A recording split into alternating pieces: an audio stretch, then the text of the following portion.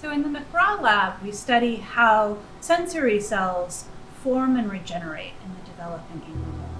So in our bodies, we have specialized cells that allow us to take in information from our surrounding world, in particular cells that allow us to see, taste, touch, smell, and hear. And in my lab, we're really interested in the cells that allow us to hear.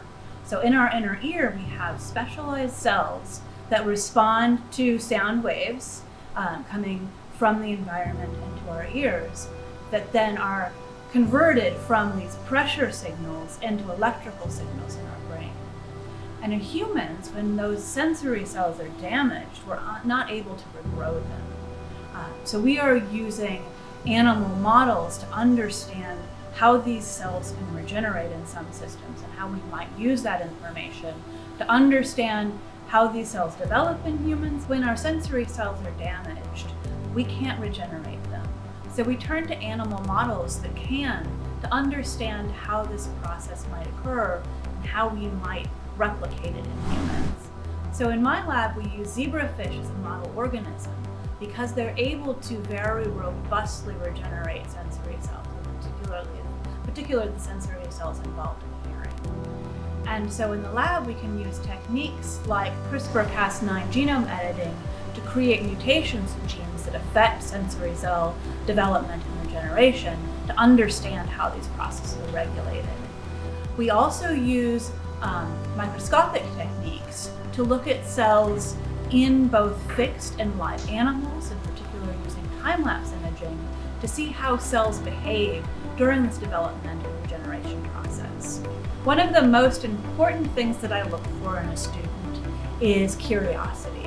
All of the techniques we learn in lab, all of the scientific background, those can all be picked up as things go along.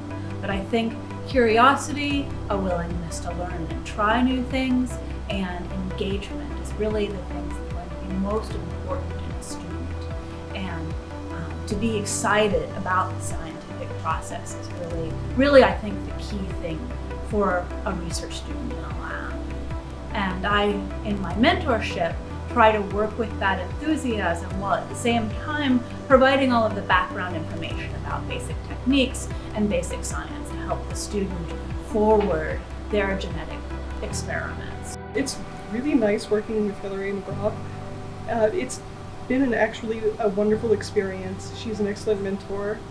I've been able to really talk through my thoughts on experiments and bounce ideas off of her. She's been very, very accepting of mistakes and has helped us through different troubles that we've had and troubleshooting, which happens a lot in science. Her expertise is also different than mine, so that's allowed me to learn more about specifically the model system we use, zebrafish, and as well as the systems she's used and studied for quite a while. Kansas City is a city in Missouri that I grew up in.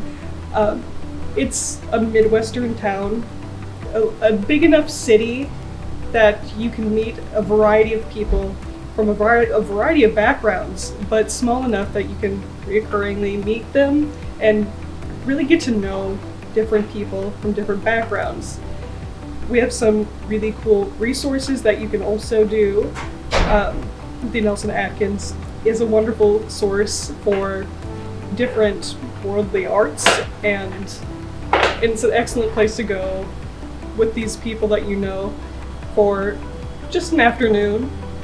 But there's lots to do, but it's a small enough place that it's nice to sit with the people you know and really enjoy the comfort of the Midwest.